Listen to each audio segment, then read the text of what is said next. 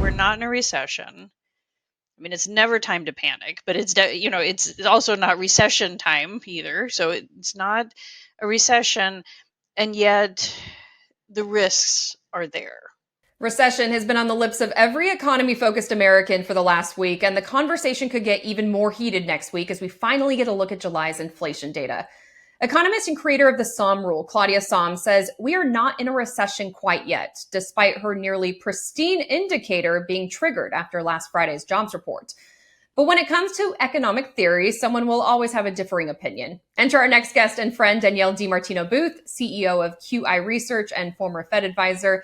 Danielle says the US could be in a plain vanilla recession. Danielle, I am afraid that in my adult life, I don't even know what that is. Well, okay, I'm going to have to declare innocence here because I did not write that headline. So, at all. I do think we're in recession.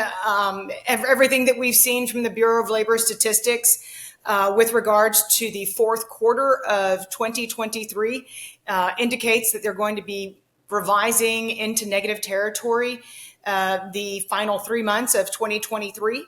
So that would stretch job losses from the third quarter of 2023, when there were 192,000 jobs lost in the United States. That would stretch that into the fourth quarter and give us kind of a 6-month stretch of job losses upon revising the Bureau of Labor Statistics survey data with the hard data that we get from the Census Bureau, where companies are legally obligated once a quarter to report their headcount.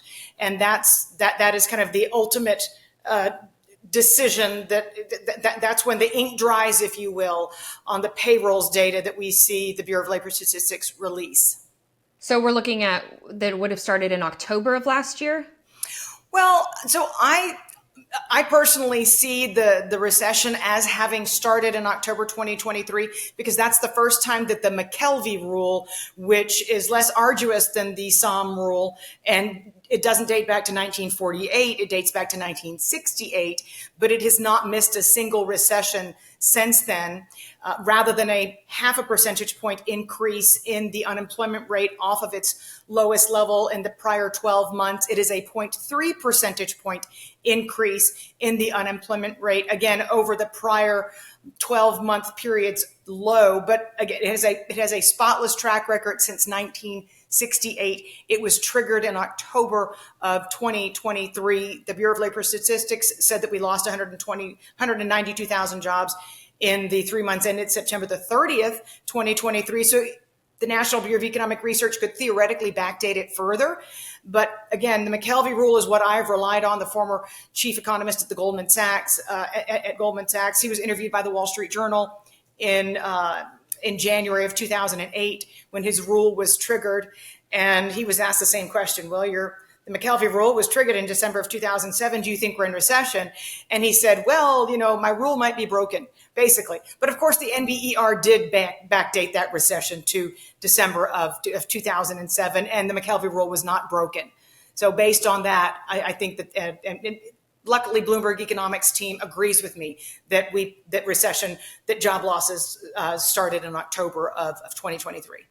Danielle, you're so good at looking at these types of economic data points and, looking beyond the normal monthly releases that we see.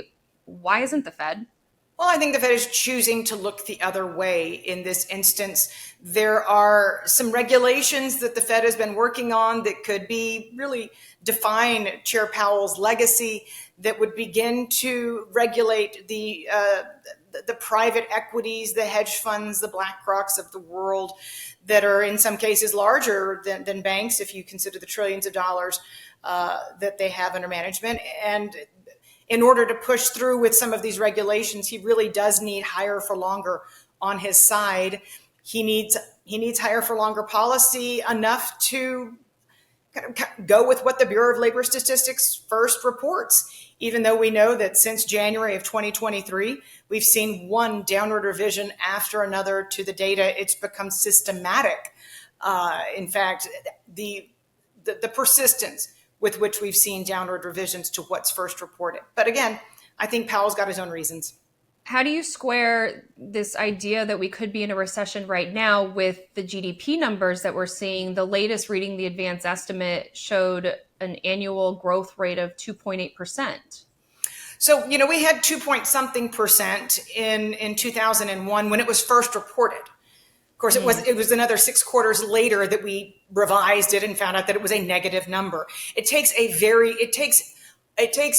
a magnitudes of the amount of time to get correct unemployment data, correct payrolls data.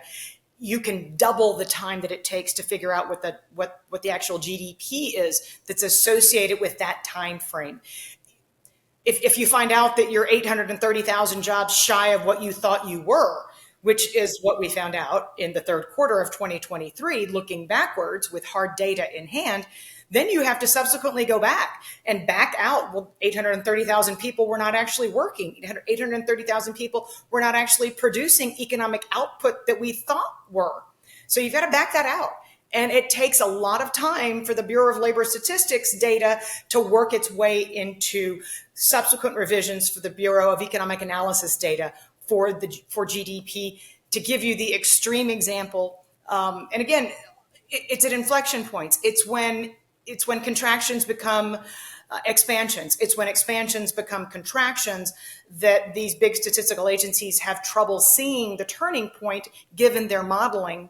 But it wasn't until 2018 that we saw the final GDP revision from the Great Recession that ended in June of 2009. Again, the recession ended June of 2009. We didn't get the final revision for GDP for that recession until 2018.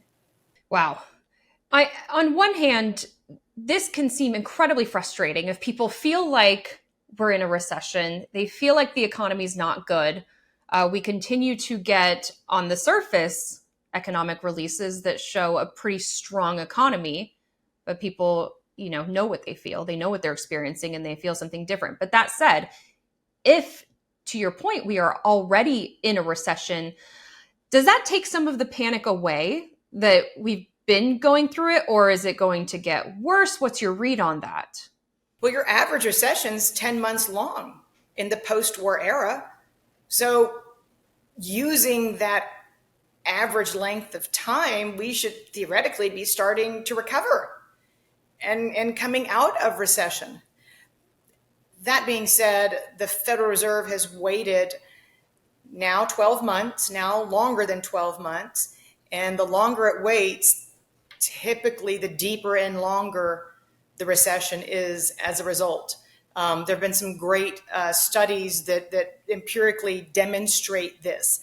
The period leading up to the Great Recession, 2007, 2009, the Fed waited 15 months. It's the longest the Fed's ever waited. So we're just at the 12-month mark now, but it certainly looks like we're going to get to the 14-month mark if it's September the 18th, that we can anticipate that first rate cut. So that's about as long as the Fed has ever waited to provide relief in the form of the beginning of an easing cycle.